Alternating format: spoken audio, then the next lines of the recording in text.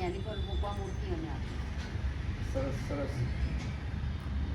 તો બાની કલા છે જો એક નિહાળજો. અત્યારે હાલમાં બા બનાવી રહ્યા છે અને અમે બરોબર આવ્યા ત્યારે જો એક મૂર્તિ બનાવે છે. બા કઈ મૂર્તિ છે?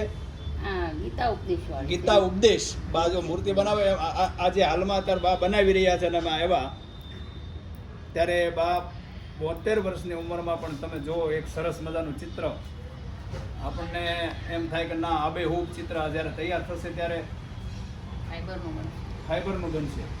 અત્યારે હાલમાં માટીનું બની રહ્યું છે. તો બાને આપણે મુલાકાત લીધી છે. રતન સેવા ગ્રુપ, કેલાલભાઈ, આર્યન સલૂન, જિગ્નેશભાઈ, બંને ત્રણેય મિત્રો આવી અને બાની મુલાકાત લીધી છે.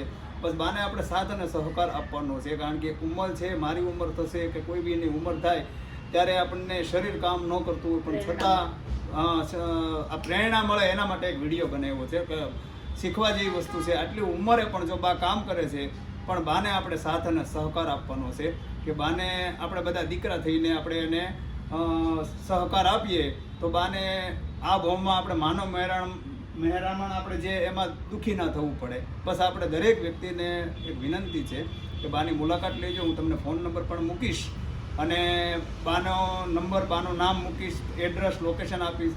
બાની મુલાકાત લેજો. આપને યોગ્ય લાગે તો બાને સાથ અને સહકાર આપજો.